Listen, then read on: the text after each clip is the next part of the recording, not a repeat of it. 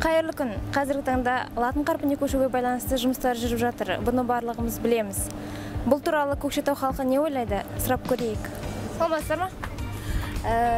Менің есімім Ағарке болады. Қазіргі таңда латын қарпіне көшуге байланысты жүріп жатыр, жұмыстар жүргізіліп жатыр. Бұл туралы сіздің ойыңыз қандай? Айтып берсеңіз. Иә, мен бұны қолдаймын. Менің ойымша бұл дұрыс. Латын әрпіне көшу, бірақ әрине оған уақыт кетеді, бірақ менің ойымша оған бұл орынды және де Дұрыс деп ойлайсыз? Иә, дұрыс деп ойлаймын. Уақыт кетсе де біз оған үйренеміз де және бізге қолайлы болады деп ойлаймын. Жақсы, рахмет сізге. Латын қарпіне көшуге байланысты не ойлайсыз? Қарсы емеспіз, жақсы қолдайсыздар ма? қолдаймыз. Уақыт қалай кетті деп ойлайсыз? Дайындалу, оған үйрену қалай болады деп ойлайсыз?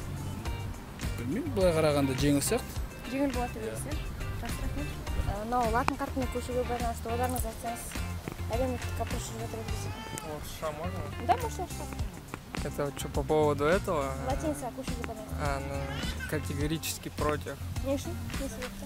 Ну, как сказать, в нашем национальном литературном фонде очень мало произведений, поэтому смысла нет переписывать историю. То есть мы отходим сейчас от кириллицы. На кириллице, например, намного больше произведений, которые могут дать обширный кругозор относительно любых вопросов. И в плане мировой литературы, каких-либо научных открытий, все в первую очередь переводят эти произведения на китайский, английский и, соответственно, русский. Поэтому, если мы полностью от этого отойдем, мы сделаем шаг назад. Қиын болады деп ойлайсыз ба? Урша. Жақсы, рахмет сізге. Всего доброго. Жалпы латын қарпіне көшуін құптаймын, себебі оған ертеде Түркия елдері, тағы басқа түркі мемлекеттері көшіп жатыр. Бұл біріншіден басқа мемлекеттерге біздің тілді үйренуге кішкене көмегін тигізеді деп ойлаймын. Және ұсыныстар ретінде мен кейбір әріптер жоқ болып жатыр ғой. Жіңішке белгісі осыларға бір шешім тапса, нұр үстіне нұр болар еді. Рахмет. Саламатсыздар ма? Менің есімім Ағарке. Мынау латын тіліне көшуге байланысты әлеуметтік вопрос жүргізіп жатқан едік. Бұл туралы не ойлайсыздар? Біз жалпы латын қарпіне қазақ тілін көшуін қолдаймыз. Бұл жерде енді тіл мәселесінде болғаннан кейін жалпы біздің тілімізге әсер етпейді. Жалпы жазу тұрғысынан жаңағы өзіміздің қазақ әріптеріне сәйкес әріптердің жалпы ауысуы. Себебі қазір 21 ғасырда ақпараттық заман дамыған заман.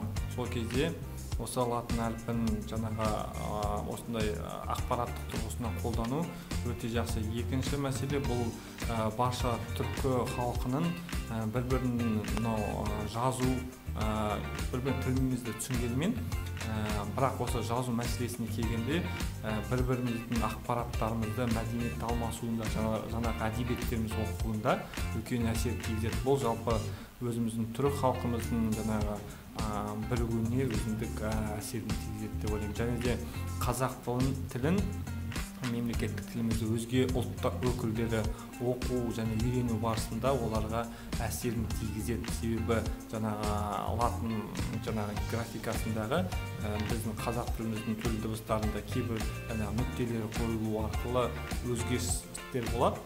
Кішкене өзгеріс сол тұрғысынан сол бір-екі әріпті үйренгеннен кейін жалпы қазақ тілінде жазу, жаңағы оқу өте оңай болады. Рахмет.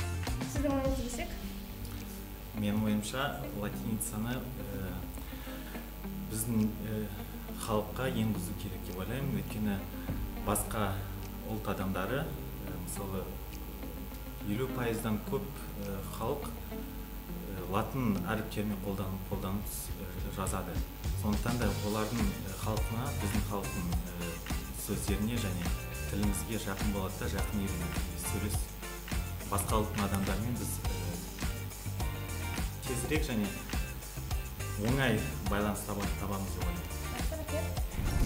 Осымен әлеуметтік зерттеу жұмысымызды қорытындылай келе, Көкшетау халқының біршама бөлігі латын қарпіне көшуге дайын екендігін көріп отырмыз.